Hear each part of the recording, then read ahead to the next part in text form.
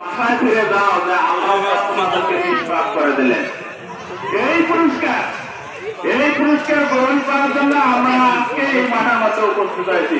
শুধু গুনাহ মাফ করাই নয়, আল্লাহ তাআলা আরো একটা কথা বলেছেন, তোমাদের গুনাহ মাফ করা নয়, তোমাদের যে ঋণ ব্যাংকের মধ্যে 5 লাখ টাকা 10 লাখ টাকা তোমরা যে ঋণ করেছো, এই ঋণটা শুধু মাফ নয়, এই ঋণটি এখন আগে তো ছিল ঋণ, আজকে থেকে এটা হবে তোমাদের জন্য ব্যালেন্স। ব্যাংকে 10 লাখ টাকা আপনার ঋণ আছে, আপনি ব্যাংকে পয়সা চেক করে দেখলেন যে আপনার 10 লাখ টাকা ঋণ তো নাই, আপনার 10 লাখ টাকা আপনার ব্যালেন্স।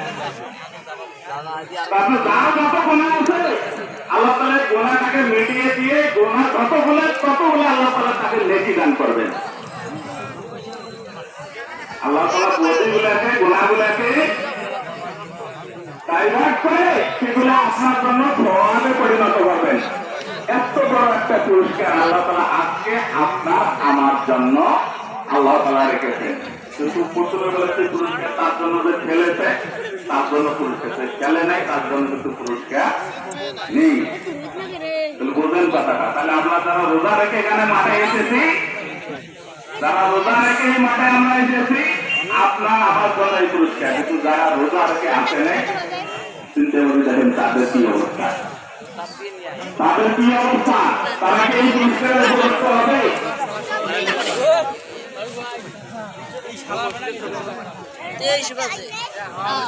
তাদের জন্য পুরস্কার নেই। হ্যাঁ, তাদের জন্য আল্লাহ তাআলা পুরস্কারের ব্যবস্থা করবেন। কিভাবে করবেন সেই ব্যবস্থা আল্লাহ তাআলা রেখেছেন। আজকে যদি আপনি বেরোজগার এই ঈদের মাঠে এসেছেন, আপনি আজকে এখান থেকে সংকল্প করে যান, আপনি যদি তওবা করেন যে আল্লাহ আমি গুনাহ করেছি, আমি রোজা থেকেই থাকি নাই, আজকে থেকে সংকল্প করলাম এই হুজুরের কথা শুনে আমরা রমজানে আমি রোজা রাখবো, রোজা আমি ত্যাগ করবো না। আমরা যারা রোজা রাখলে আমরা কি এই সংকল্প করতে পারি না? এই সংকল্প আজকে মাঠে করার পর সামনে রমজান মাস আসার আগে যদি আপনার মৃত্যুবরণ হয়, আপনি রোজাদার হিসাবে কিয়ামতের মাঠে উঠবেন।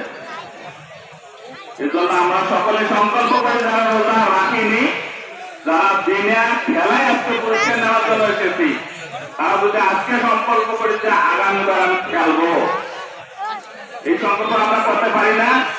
আল্লাহ রাব্বুল আলামিন আমাদের সবাইকে কবুল করে নেন। মাঠ আলহামদুলিল্লাহ একদম কানায় কানায় ভরে গিয়েছে। সাইডে কিছু জায়গা আছে, আপনারা সাইডে যে সমস্ত জায়গা আছে সেই জায়গাগুলো আমরা একটু দাঁড়াই, তারা একটু এখনো অনেক লোক রাস্তায় দেখা যাচ্ছে। আমাদের মাঠ আলহামদুলিল্লাহ ভরে গিয়েছে। আলহামদুলিল্লাহ বড় মাঠে নামাজ পড়ার ফজিলতই আলাদা। যত বড় মাঠ তত বড় মাঠে নামাজ পড়ার ফজিলত।